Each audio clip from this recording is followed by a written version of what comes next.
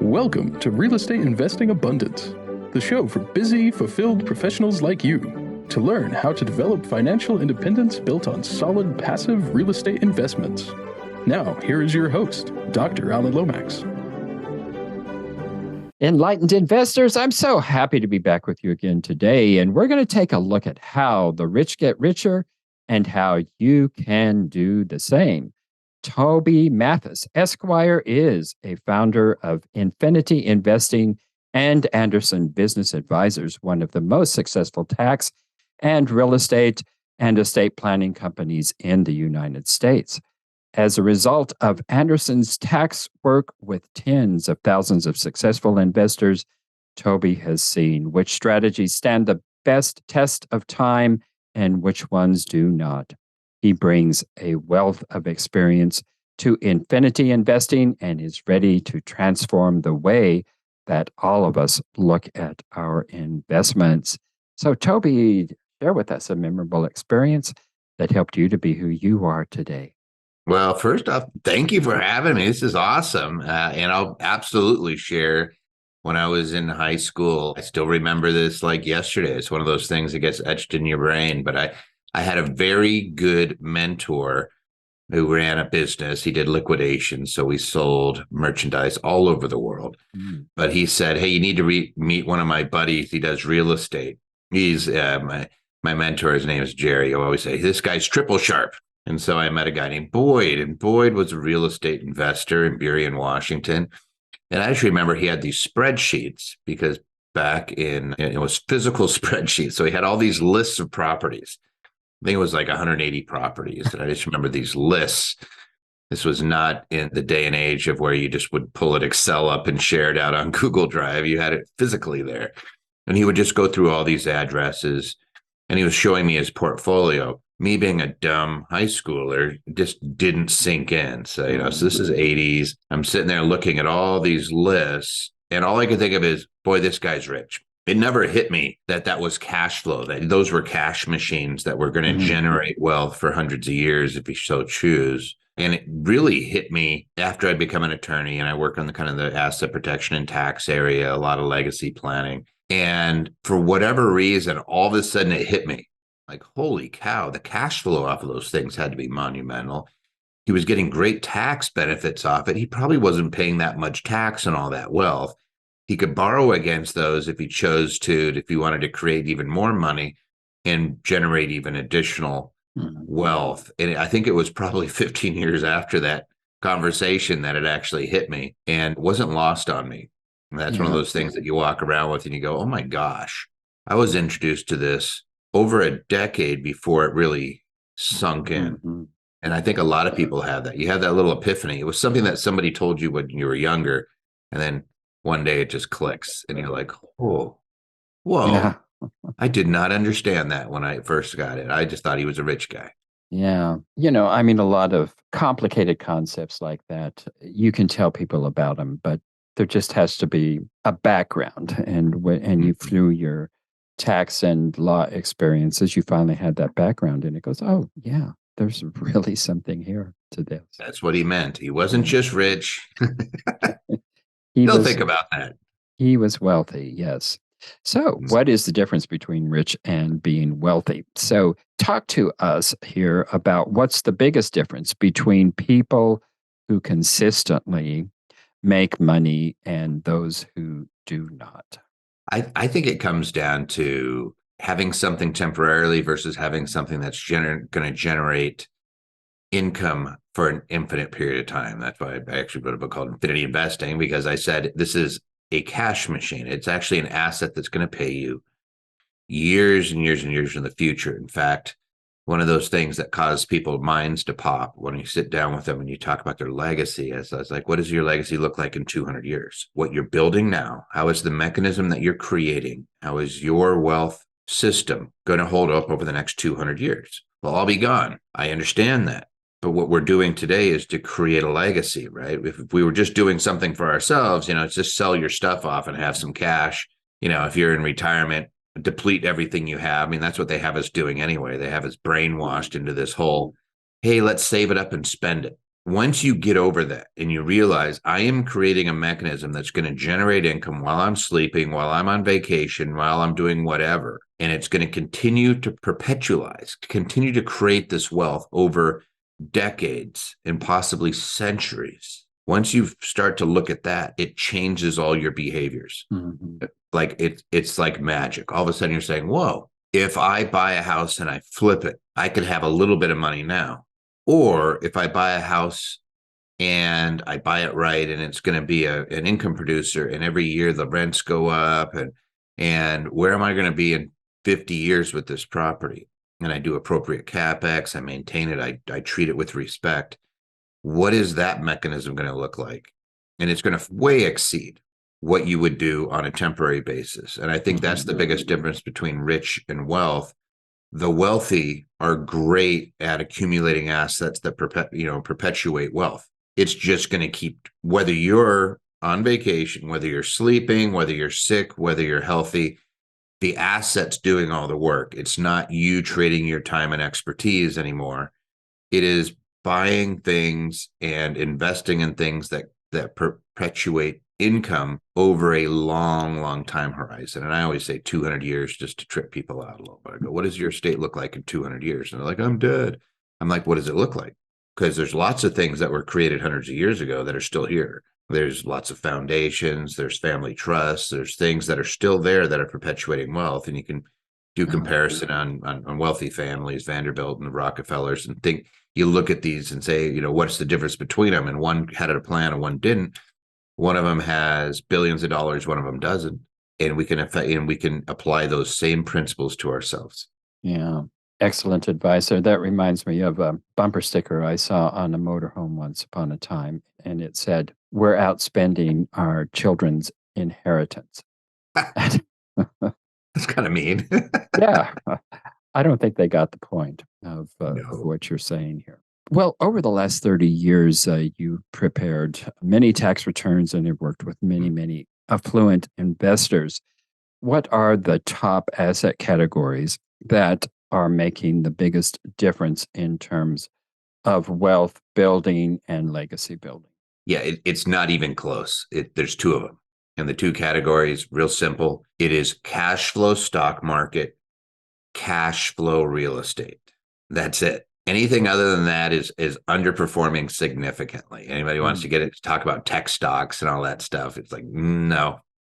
You want to talk about true wealth, things that, people that over a long horizon are far exceeding. Let's just look at our friend, Mr. Buffett, who basically tells you don't watch cable TV. They're going to make you do stuff. Don't listen to the idiots out there. Buy good companies that have a moat around them, like your Coca-Colas, your Starbucks, your Costco's, things and that have lots of free cash flow and that reward its shareholders. Like, he's a one-trick pony. He keeps doing it over and over again. He says, I like my stocks like I like my socks, good quality at a really good price. And he does that. He doesn't play the emerging company. He doesn't do all that stuff. And he's kind of boring. And he's probably the best investor in our lifetime. And it's because he's lived so dang long. Like, these stocks just keep compounding. But he buys really good companies that pay you to own them. And then he does something that a lot of folks don't do, which is he rents out his stocks. I call it being a stock market landlord. You treat it like real estate, and you rent it out by selling covered calls on it. On the real estate side, it's even simpler. Cash flow real estate. I don't care if you're going through syndication, if you're going and buying them yourself. I really don't care, as long as you're going into that area where it's a cash flow and you're not just trying to make a quick hit. The people that make money statistically over time, when you look at the stock market, you can look at Case-Shiller and some of these things where you're looking at certain real estate ETFs or just real estate REITs.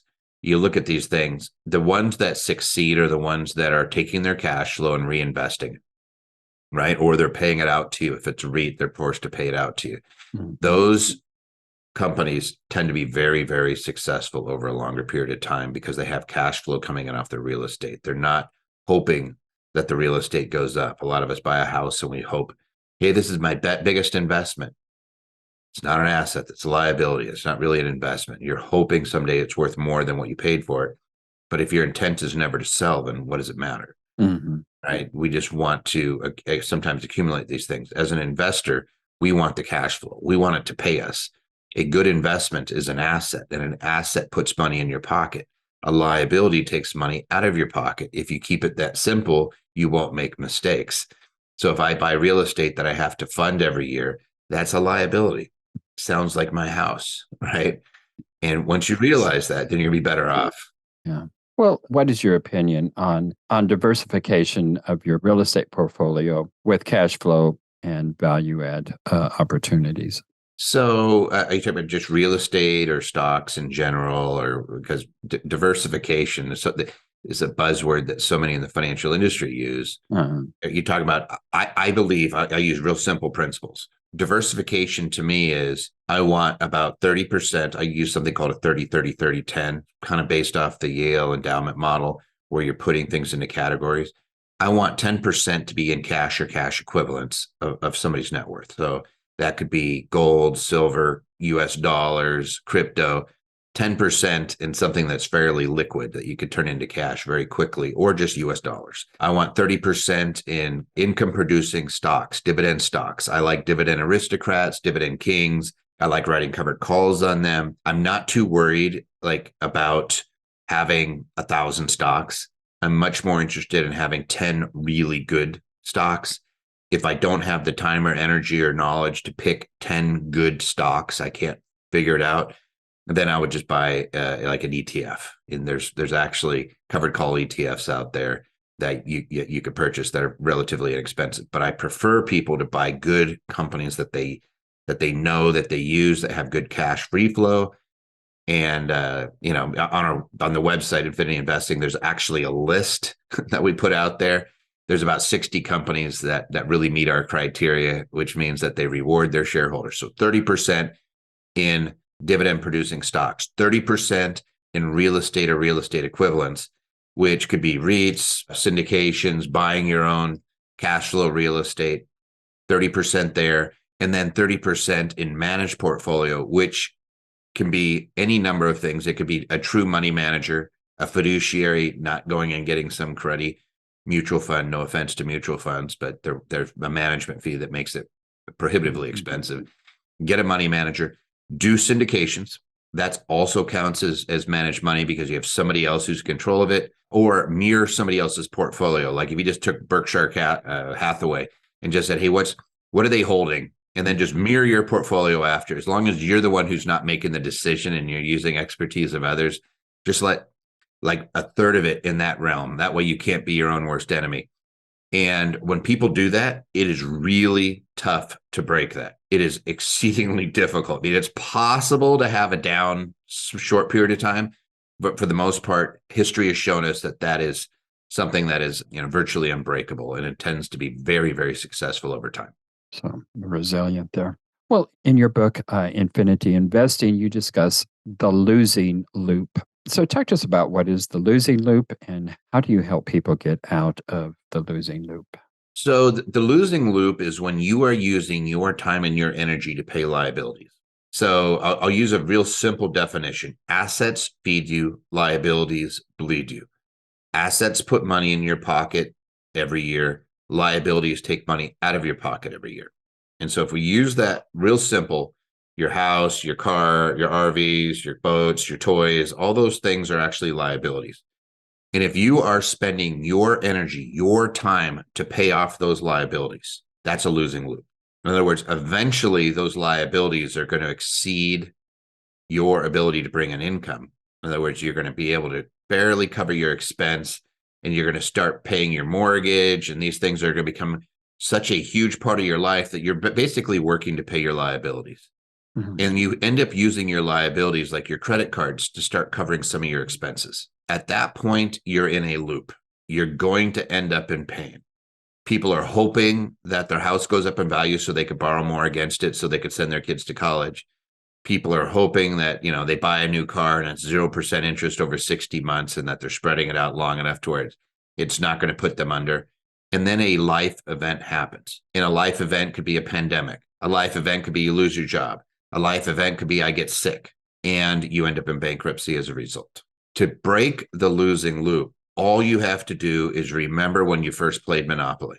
The first time you played Monopoly, somebody probably told you, if you land on something, buy it. If you land on the ability to get a property, because those are assets, those are going to generate you rents over a period of time. If all we did with young people is we sat them down and said, the first monies you make, buy income producing stocks, buy income producing real estate, and don't buy a big car, like a fancy car. Like this is what's interesting. Somebody graduates from college and they go out and they buy their first really nice car because they get a real job. And then they buy a house and we're all going, great job, great job. And 20 years later, you can already predict what's going to happen to that person. Your life is going to be you're going to be in pain.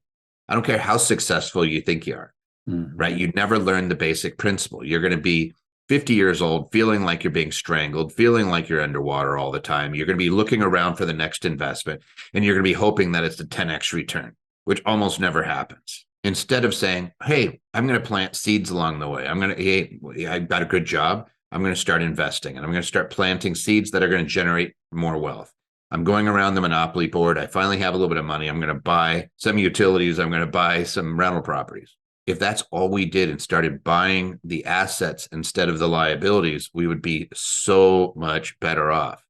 Because at 18, none of us have any real debt, but somehow at 50, we have no money and we're upside down. Like the average net worth in the United States is not great. And when people are going to retirement, they have very little capital. For sure. At 18, we have virtually no debt, or most of us do not. And by the age of 23, we have a mountain of debt.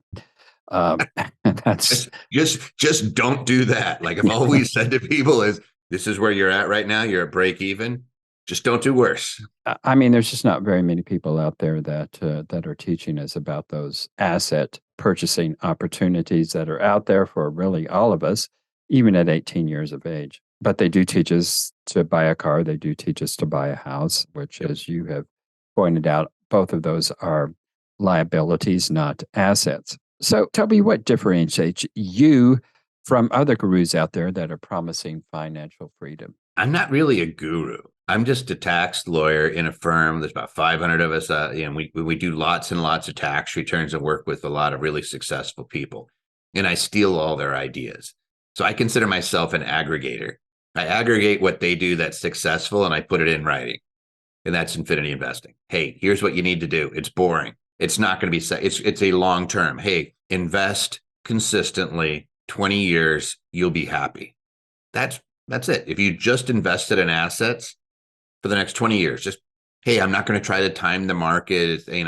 It's none of this. Hey, I'm going to wait until after the elections or, hey, I'm going to wait until the market cools off, or, hey, if you just invest all the time. In fact, I have a stupid little chart that says, here's how, this is when you buy in the market. And I have here's when the market's going up and down. And it just says buy.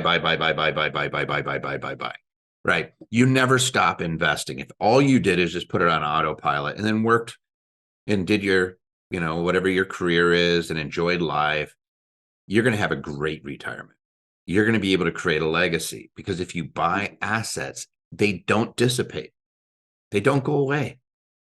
In 50 years, it's still generating income. Like I look at Warren Buffett, and you can go back and say, hey, let's examine some of the companies he bought. Hey, he bought McDonald's in the 80s. How's that doing?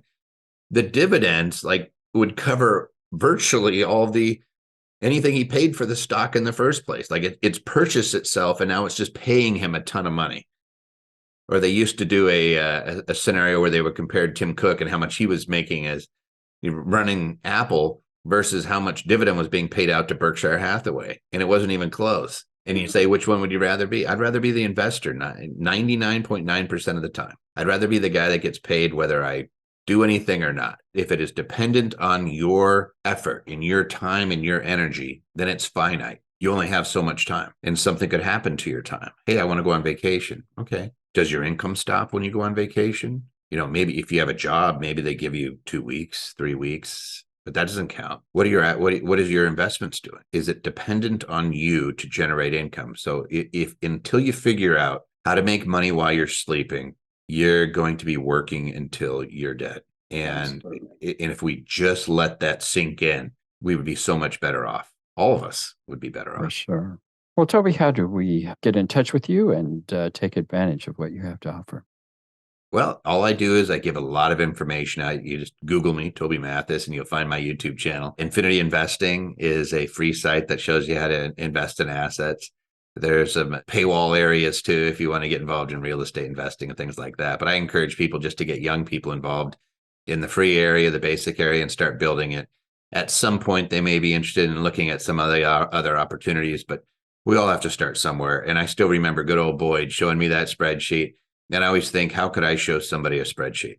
It has probably been 30 something years since I met him and sat down and looked at his sheet. My sheet is just as long, if not longer. And I think there's a big reason, and that is because somebody showed me it was actually possible. And so all we're showing is, yeah, it's possible. Anybody can do it. I don't care whether you're a teacher, whether you're a doctor, whether you're in any particular profession. In fact, teachers actually do really, really well when you start looking at it. It doesn't relate to your income. It's just a consistent application of things that actually work, and you're going to get success. Well, what are the 5 financial mindsets that actually keep people shackled in their losing loop? It is. I'll give you this one. The number one is called locus of control. And the rich believe that they can control their outcome. The poor do not. The poor feel like they are at the mercy of the world and that they are always going to be subjugated. Like, hey, I'll give you a few, like money doesn't grow on trees. It takes money to make money. In the game of life, there's winners and losers. Those are all examples of that mindset that keep people absolutely pinned down. And the last one's the worst, which is that liabilities are assets. They have us tricked into thinking that the things that we buy that are actually going to cost us money are the things that we should be investing in. And if I ever hear, like, people do this all the time, my biggest investment is my house. What's your number one asset? You put it on you go to a bank, they're going to ask you, what are your assets? They're going to ask you about your furniture. They're going to ask you about your cars and your boats and your house. And that is absolutely not an asset. In fact, accredited investors, I know you do syndications, accredited investors, you cannot include your house, right? When you're doing the calculation as to whether you're an accredited investor. The reason being is because everybody who's in finance who actually is being honest knows that your house is not an asset. It's a big stinking liability. And they sold us that bill of goods and they get us absolutely indentured, like shackled. They open the golden cage and they say, step right on in. It's beautiful in here. It's beautiful golden cage. And then they lock the door behind you. And in 20 years later, you're wondering why you're unhappy. And it's because you're in a golden cage. You've created it. You got a great car. You got a great house. You're in debt up to your eyeballs. You wonder why you feel like you're suffocating. You have panic attacks at night. And you wonder why. It's because they tricked you. They got those. They sold you a myth. It's not anybody's fault. Like, I don't want to sit here and make somebody feel bad if that's how they grew up. I grew up in that same scenario. My parents fed me a lot of that same stuff. Money doesn't grow on trees. Well, tell that to a farmer, right? Tell that to somebody who has orchards. Yeah, it does. It grows on trees and it grows all over around us. There's no winners and losers. Everybody can be a winner. Yeah, you can have win-wins all over the place and help society out too. So, like, there's all these myths that they feed us, and it poisons us. And it just let your eyes do the work for you. Take a look at who the happiest people in your life are. Take a look at the most successful people, the ones you want to emulate. Talk about their values. Talk about what they're investing in. And I've done the work for you. I have tens of thousands of returns that I can review, and I can see who's successful and who's not. And by the way, I do tax returns for people that are supposed gurus, and I'm always shocked. A lot of the stuff they teach, especially the folks in the stock market, they lose money. And they're always telling people, here, we could do these options, and you can 10x your money and all this stuff. And I'm looking at it going, wait a second, you're teaching them the stuff you're doing, you're losing. That doesn't sound good to me. That doesn't seem right to me. Yeah, there are certainly coaches and gurus, and then there are coaches and gurus. And that's a good way to put it. And they are not all the same. Well, talk to us real quickly here about this particular asset that a lot of people are sold on. And particularly in uncertain times, we always hear this advice: put your money in mutual funds or in bonds. So the bonds are always an interesting one. I don't want to bash on bonds because they definitely have a place. They are an asset. They are producing. It's just whether it's outproducing inflation. Mutual funds sound like a good idea until you break them apart. And I wish I had I have a breakdown of somebody's portfolio. It was a client that had about $400,000 in their fund, and there's tools you can use that will break down what it actually costs, because people assume that when they get an expense ratio or something like that, and they'll say, oh, my fund costs 1 point something percent. No, it doesn't. That might be some of the expenses that's associated with it, but then you have the cash drag, has to stay liquid to pay people out. You have no idea what's in it because they don't have to tell you what's in that dang fund. And you might find that you're not very diversified and you thought you were.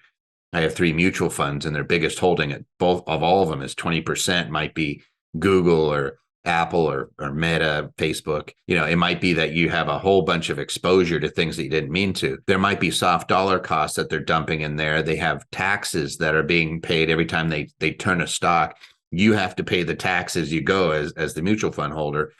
So, and then there's management fees on top of it. And so there was a great article where they broke down the fees, where it was 4.8 to 5.8%, which means if you make $1 million in that mutual fund, over 600,000 of it is going to go to your advisor.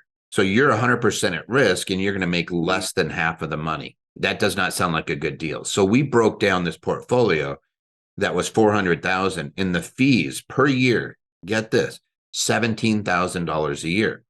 It was about it's a little bit over 4%, right? But the people did not know that that's what they were paying. I have 3 rules for financials. Anytime that something is a financial tax, whatever, as I say, number 1 is calculate. Number 2 is calculate. And number 3 is calculate. Get your pencil out. When you have, you look at your account at the beginning of the year, figure it out at the end of the year. That's how much you made, right? And mutual funds are really good at disguising the cost. There's a low cost alternative, which is ETFs. And that you can actually see what stocks they're holding. Lo and behold, you don't have that cash drag. You don't have the tax situation. They're not turning. And a managed ETF is a great, is an alternative. Mm-hmm. So you could do that. And get this. So there's a group called SPIVA that tests to see whether certain managers are outperforming the market. And over a 15-year stretch, if all you had done is bought like an S&P 500, if all you had done is purchased a ETF on the market, you would be beating 92% of the professionals out there. So all these people that are making money, buying and selling and constantly agitating, underperform the market 92% of the time over that 15-year horizon. Wow. That just tells me maybe you shouldn't be doing that. And again, mutual funds to me are the biggest culprit. I'd use the analogy that if you were trying to plan a menu for your health, like let's say that you were concerned about your blood pressure and your well-being, and you went to the butcher shop and you said, hey, what should I have for dinner every night? Pretty good chance it's going to be steak, pork, right? Let's have some chicken. Let's have a rib roast. Let's have some ribeye. Let's have what else we got here in our let's have some sausages, right? What they're not going to tell you to do is go make sure you have a lot of leafy vegetables and go see the fishmonger down the street and get some fish, and maybe you need some grains, because they're not looking out for your best interest. They sell meat. Mm-hmm. If you go to the doctor, nutritionist, and say, what should I eat? They will look at what's in your best interest. They'll probably do a blood test, and then they'll design something for you. That is because they are a fiduciary. They have to put your interest before their own. In the financial world, we deal with butchers all the time, and we think that they're a nutritionist. Mm-hmm. And if all you did is realize, wait a second, they can do things that aren't in my best interest. Yes. So long as it's suitable, right? Mm-hmm. Once you realize that, then you can protect yourself against these folks. And again, I just look at most of the mutual funds out there are just a bunch of hogwash. I'd rather do ETFs any day. And you're almost always going to be better off with somebody who's going to manage an ETF, or, worst case scenario, just build a small portfolio of companies that you really like, that have free cash flow, that pay it out and share it with you, and you'll be happy. Yeah. You'll be able to make a nice return. You'll do really, really well. And if you just consistently keep buying it, 20 years from now, you're going to be really, really, really happy. Well, Toby, just to tie this up here, what's your biggest advice for finding the infinity sources that are best for passive income? It's actually really simple. Just look for things that actually pencil out as cash flow. If you come to our website, you'll find the ones that are in the stock market easy. We actually rate them on a scale of 1 to 7, and then we buy independent ratings as well. We have other folks basically giving them safety scores. These are dividend kings and aristocrats for the most part. We have some up and comers, but they have to be paying out a dividend, which means they have to be profitable over a long stretch of time. We look at 10 years at the minimum that they've been raising their dividend to you. And then on real estate, it's figuring out what a cap rate is and knowing how to do those calculations. And I suggest that if people don't know what all that stuff is, that they come in and learn it. And then you just have to decide, do I want to be an active real estate investor where I'm buying my own properties? Or do I want to go through a syndicator? Do I want to use a REIT? Do I want to have somebody else that I like? And again, there's plenty of folks out there, folks like yourself that probably put together great packages of real estate and say, here's what our objectives are. That's a good way to do it too. And just making sure that if you put in $1, it's returning money to you. Mm-hmm. In other words, if I put in money and I have to keep stoking it, I have to keep putting money into it, that's not an asset. That's a liability. And you can only do that for so long before you're in serious trouble. If I am buying an asset and it's paying me, and it's just a matter how much it's paying me, and it's going to keep doing it for a long period of time, like I buy a good rental property. Let's say I go in the Midwest, I go to Indy, I go to Ohio, I go to Kansas, I go to Missouri, Kansas City, Missouri. Those are all great markets. Winston-Salem is one of my favorites. Charlotte, Birmingham, Alabama. There's lots of markets where you buy really good bread and butter properties that will pay you to own them. And then you just take care of that property. 20, 30 years from now, those rents go up nicely. You're going to have this continuous cash flow. People always say, like, what's your portfolio worth? And I'm like, I don't really care. It produces this. I'm not going to sell it. So like, why would I care? Yeah. It's like somebody walks up and says, what's your house worth? It really doesn't do much for you, unless you were going to sell it. And then some people sell their house because they find out what it's worth, and it makes them do something that they shouldn't do anyway. Like it makes them move, or I got to take advantage of this hot market, or you feel like you're going to miss out. And psychologically, it's not too healthy for you. And you're really just enriching some real estate agents or somebody on the sale of the house, and you end up having to move and all these things that you didn't probably consider. You just all you could see is my house went up in value, I should sell it. So part of it is just figuring out how to sit on your hands and allow the asset to do all the work, and stepping back and saying, hey, you know what? I am cool just receiving. I am cool just receiving that income, and I don't ever want it to stop. I want to give it to my kids or my grandkids or my great grandkids or organizations that I care about, or maybe make it available to them for school. I'm a big believer in creating legacy trust, where people don't just get it, that they, maybe they get it if they need it, but it will just keep perpetuating itself. And then when somebody ever asks you, what does your estate look like in 200 years? You already know the answer. I'm building a great cash machine, and it's still going to be kicking out cash, and it's going to be benefiting these organizations and my family. And you already know the answer.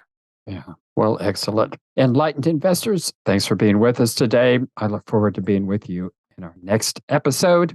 Toby, thanks for being with us today. My pleasure. Thank you for tuning in to Real Estate Investing Abundance, brought to you by Steve Talker Capital, a company working for passionate professionals like you to develop financial independence built on solid, passive real estate investments. As part of our efforts to make the world a better place, Steve Talker Capital contributes to activities and organizations committed to better understand the equine. These endeavors attempt to enhance the human treatment of horses worldwide. Steve Talker Capital, working for a world where all creatures, great and small, flourish abundantly. For resources to develop your financial independence, connect with us at stevetalker.com.